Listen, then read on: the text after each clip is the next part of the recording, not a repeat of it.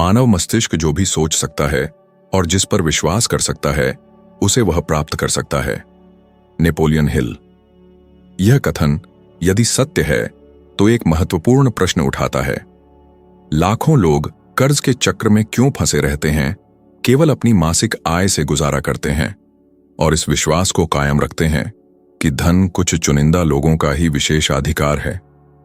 क्या पवित्र ग्रंथ वास्तव में समृद्धि के बारे में कुछ रहस्य छिपाते हैं, ऐसे रहस्य जो कभी ठीक से समझाए और समझे नहीं गए? इस लेख में धन के 10 नियम बताए जाएंगे जो नेपोलियन हिल के सूक्ष्म दृष्टिकोण के साथ मिलकर आपके वित्तीय और व्यक्तिगत जीवन में क्रांतिकारी परिवर्तन ला सकते हैं।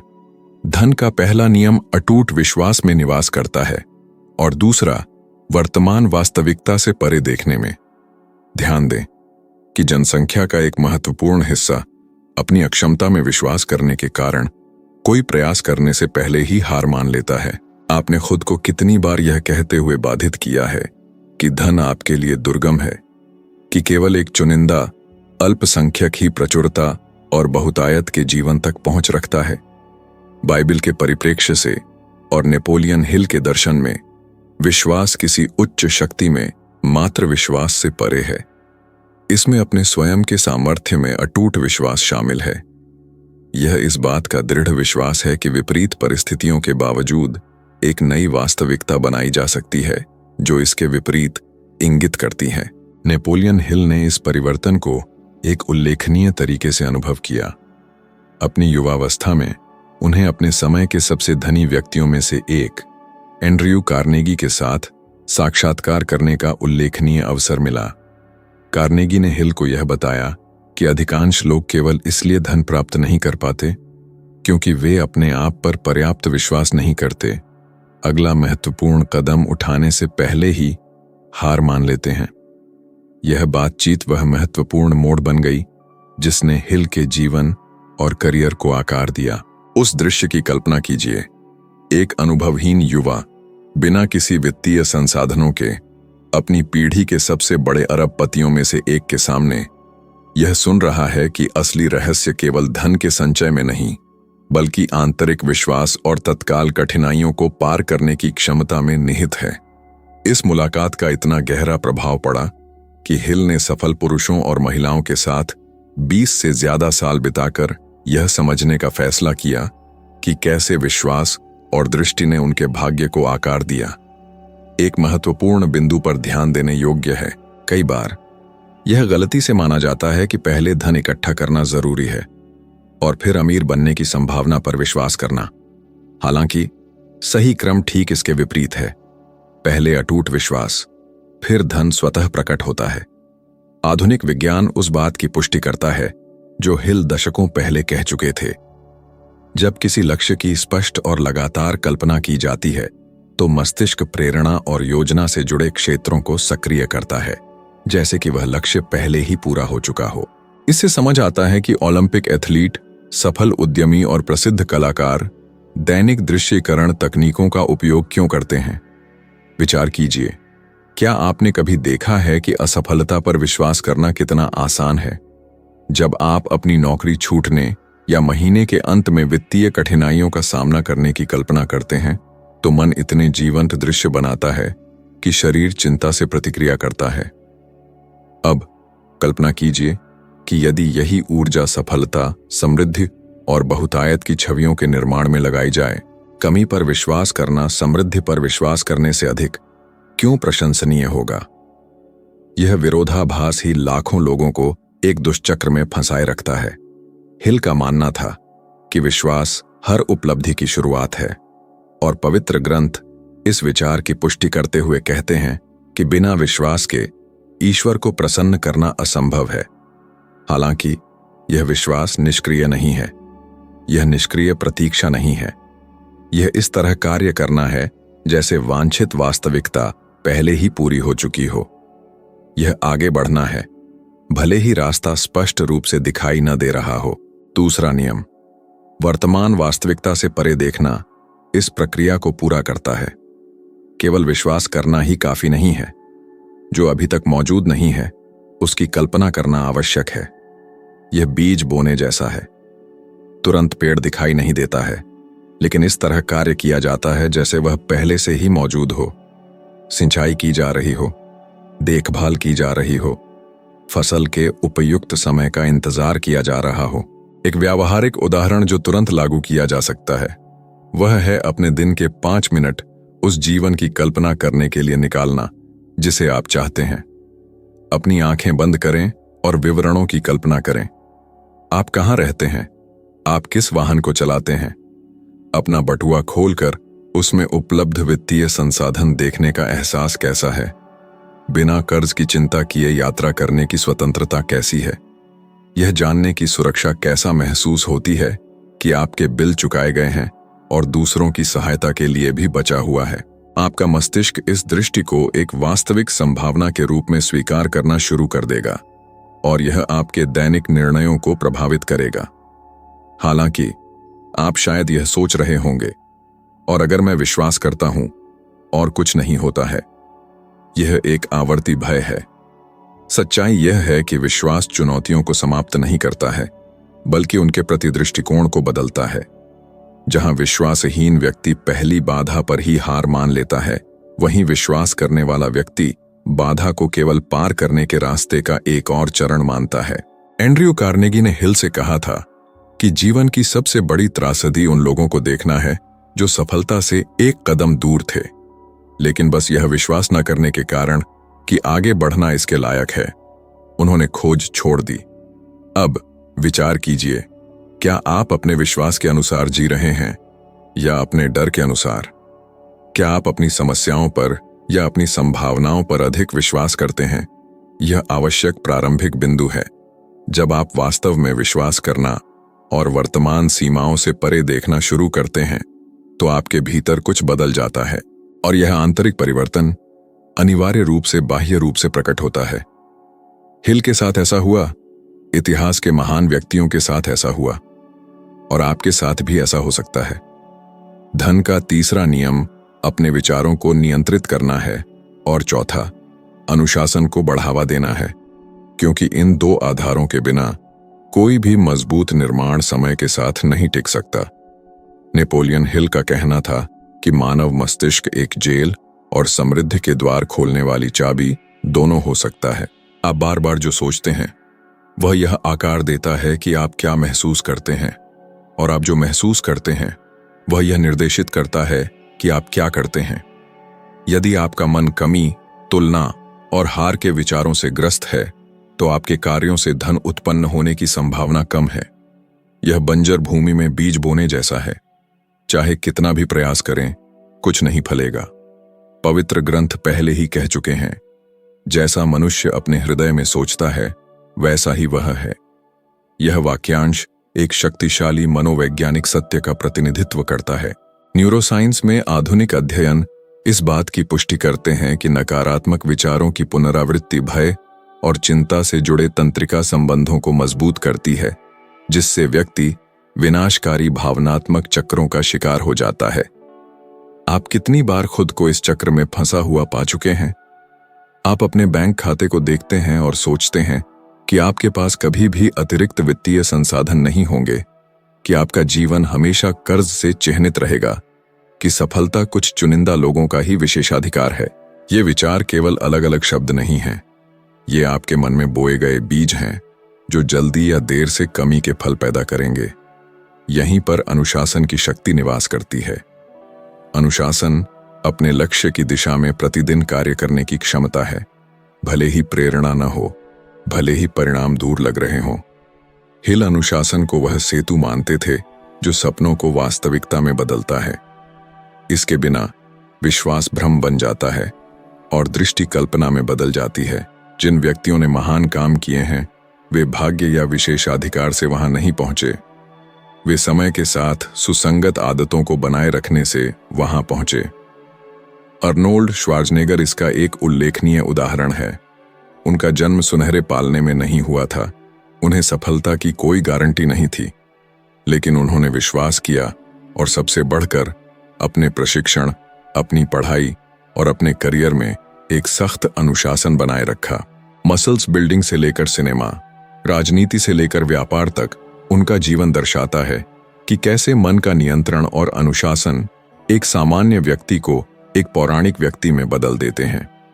नेपोलियन हिल ने भी ऐसे समय का सामना किया जब जीवन उन्हें कुचलता हुआ लगा। वे केवल सफलता के लेखक ही नहीं थे, उन्होंने कड़ी पराजयों का सामना किया। उन्होंने इतने गंभीर वित्तीय संकटों का सामना किया कि करोड़पतियों के साथ रहने के बाद भी उन्हें गरीबी में जीना पड़ा।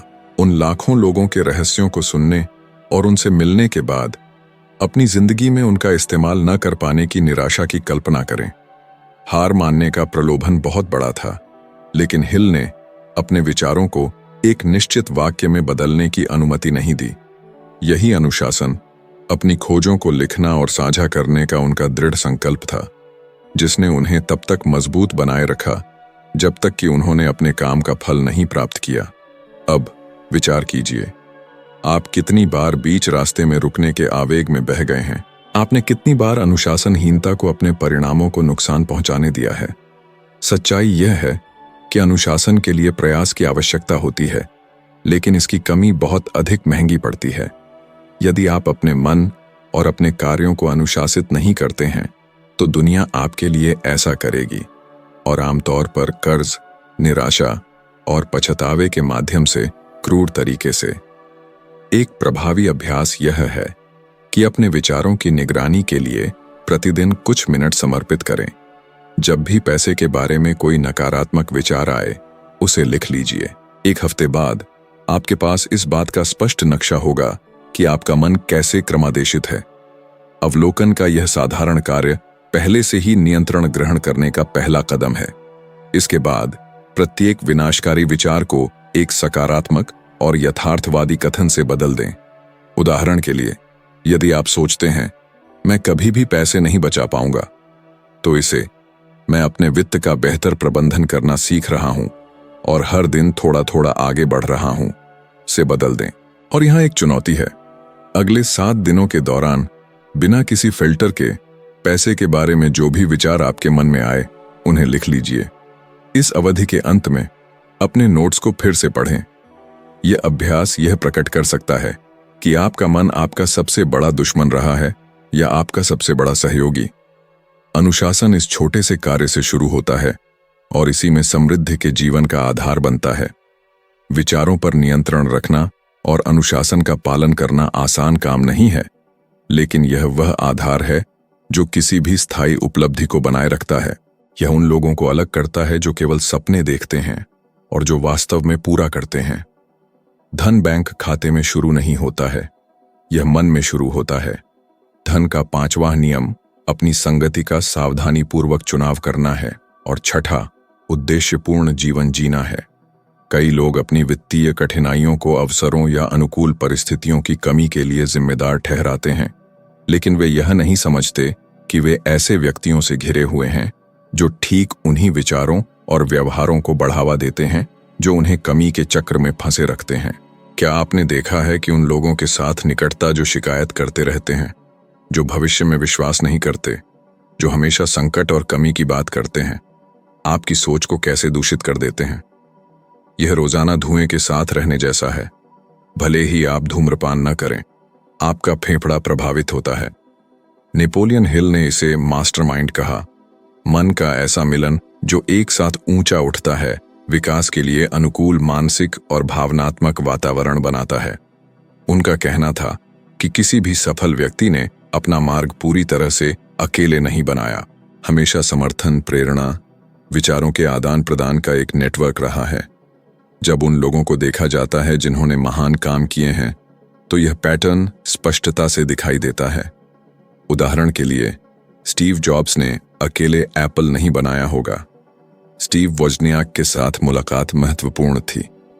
वोजनियाक के पास तकनीकी भाग के लिए एक प्रतिभाशाली दिमाग था, जबकि जॉब्स के पास दृष्टि और साहस था।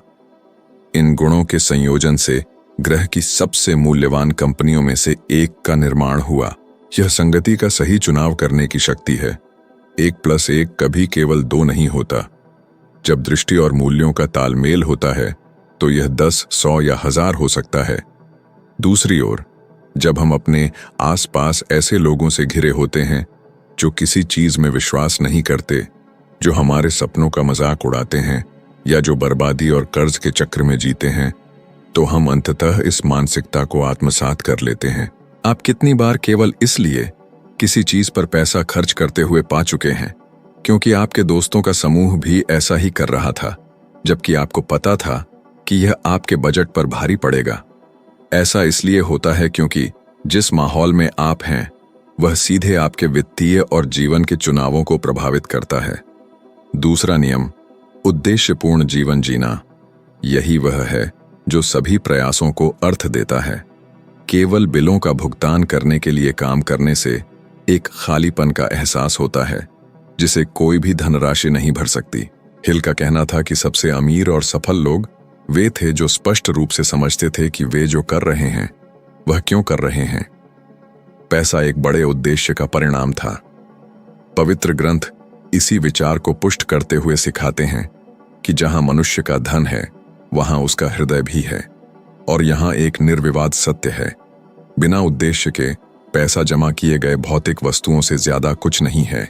आप कितने ऐसे लोगों को जानते हैं जिनकी अच्छी आय है लेकिन वे असंतुष्ट हैं, अर्थहीन दिनचर्या में फंसे हुए हैं, खरीदारी, यात्रा या व्याकुलता से खालीपन को भरने की कोशिश कर रहे हैं। ऐसा इसलिए होता है क्योंकि दिशा की कमी है। वह बड़ा कारण गायब है जो कठिनाई के दिनों में भी ऊर्जा और स्थिरता देता है। नेपोलियन हिल ने इसे व्यक्तिगत रूप से सीखा। अपने जीवन के दौरान वे निराशा और गरीबी की अवधि से गुजरे, लेकिन उन्हें हार मानने से रोकने वाला यही उद्देश्य था कि अपनी खोजों को ऐसे शिक्षणों में बदल दिया जाए जिससे लाखों लोगों को अपना जीवन बदलने में मदद मिल सके।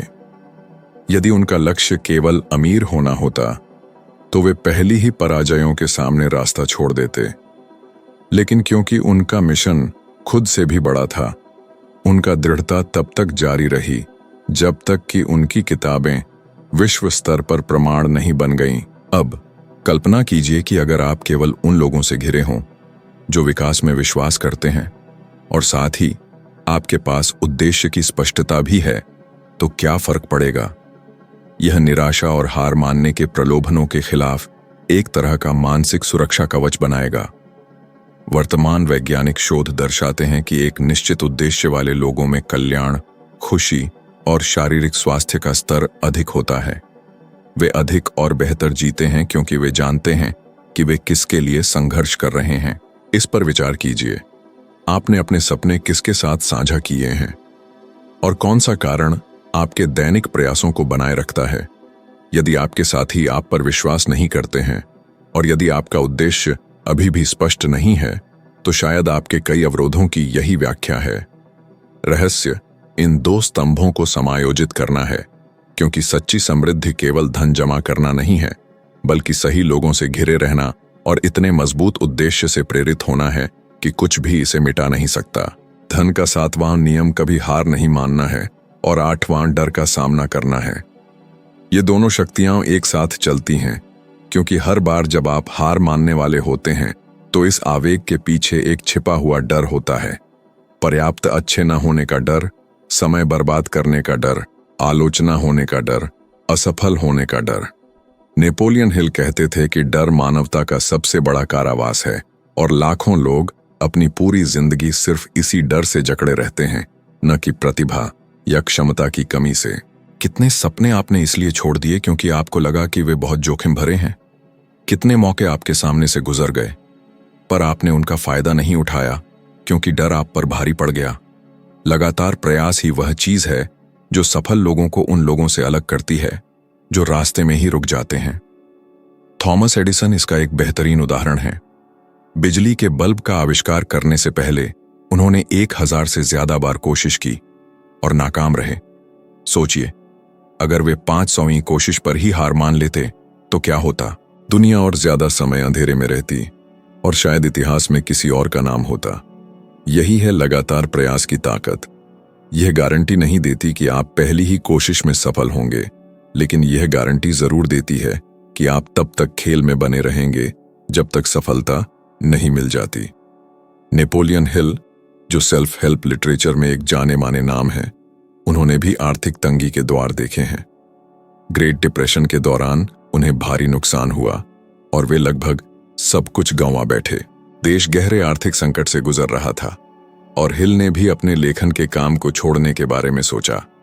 लेकिन इसी अनिश्चितता के द्वार में उन्होंने अपनी कुछ सबसे ज्यादा प्रभावशाली रचनाएं लिखीं। उन्होंने अपने दर्द को एक उद्देश्य में बदल दिया। डर को एक ऐसा कारक नहीं माना जो उन्हें रोक सके, बल्कि एक ऐसा उत्प्रेरक माना जिससे कुछ ऐसा बनाया जा सके जिससे आने वाली पीढ़ियों को फायदा हो। अपने जीवन के सफर पर विचार कीजिए। कितनी बार आप किसी लक्ष्य के बेहद करीब पहुंच गए पर मुश्किलों के सामने हार मान ली? कितनी बार आपने किसी काम को बहुत उत्साह से शुरू किया पर अप्रत्याशित बाधाओं के सामने उसे छोड़ दिया?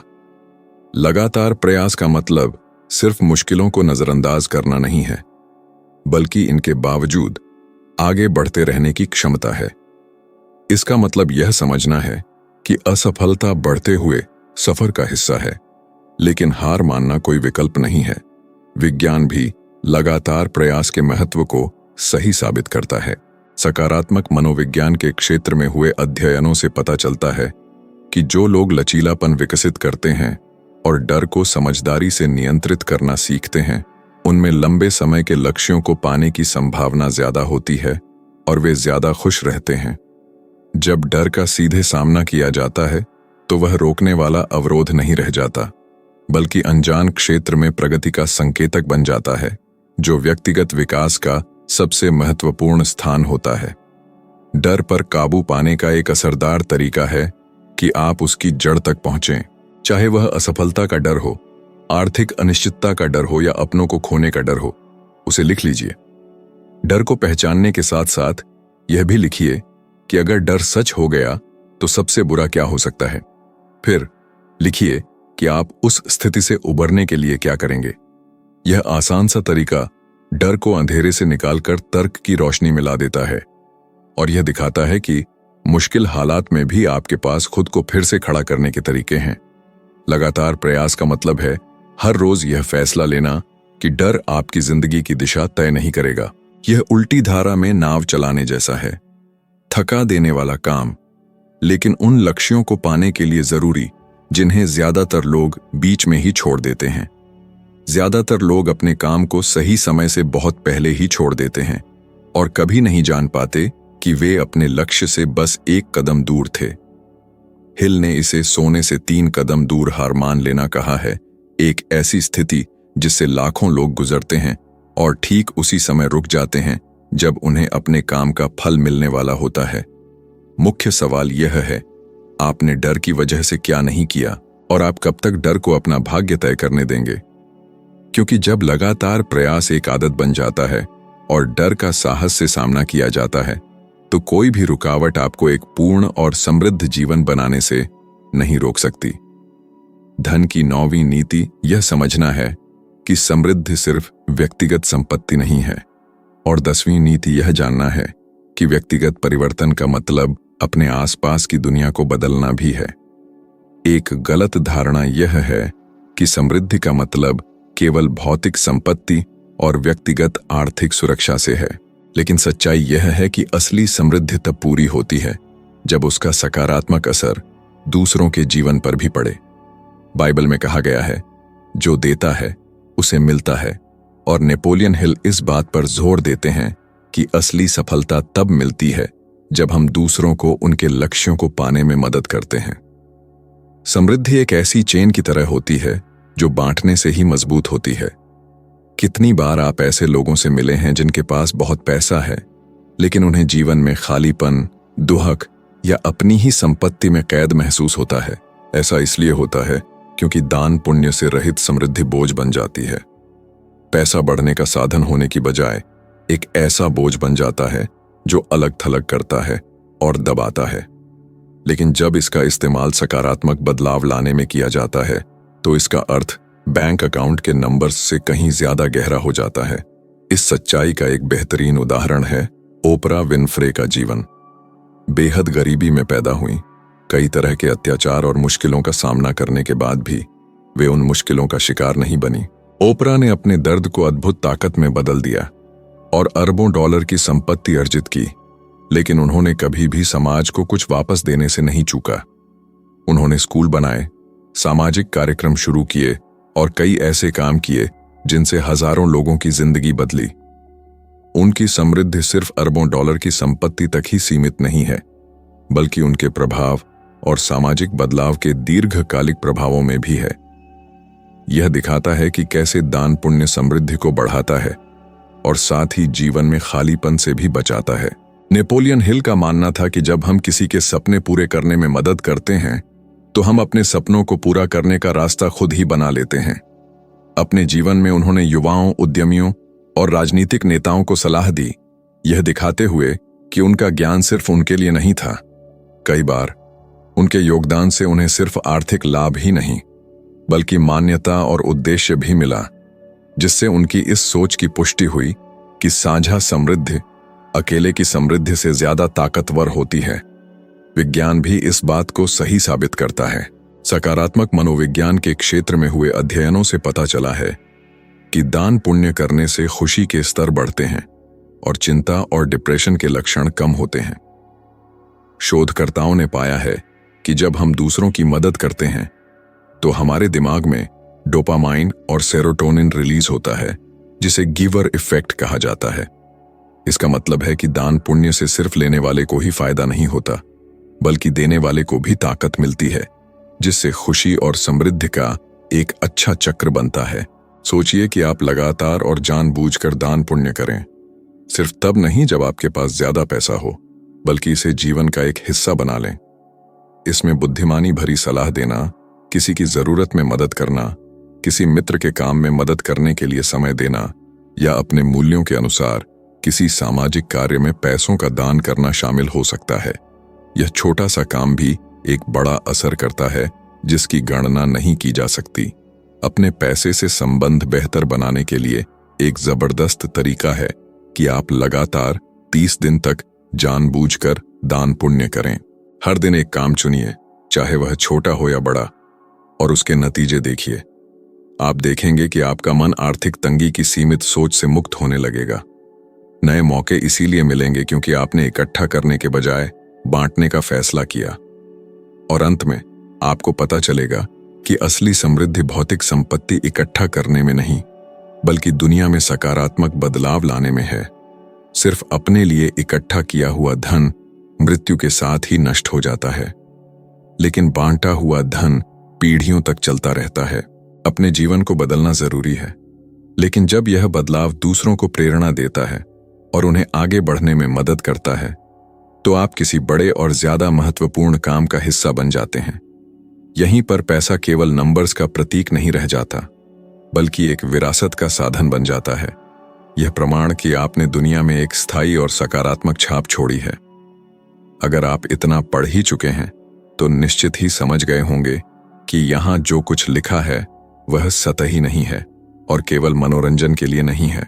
यहाँ हर शब्द का एक गहरा मकसद है, बदलाव लाना, जागरूकता बढ़ाना और आपके निजी विकास को बढ़ावा देना। इसीलिए यह सफर यहीं खत्म नहीं होता, क्योंकि हमें पता है कि आपका विकास निरंतर चलने वाला सफर है, जिसके लिए लगातार मेहनत की जरूरत है। यहाँ अभी और भी बहुत कुछ जानने और समझने की जरूरत है, और हम इस परिवर्तन के हर कदम पर आपके साथ हैं। इसलिए मैं आपको अपने निजी विकास की यात्रा जारी रखने के लिए आमंत्रित करता हूँ, अगले वीडियो को देखकर, जो इस बदलाव की यात्रा को आगे बढ़ाने के लिए खास तौर पर बनाया गया है।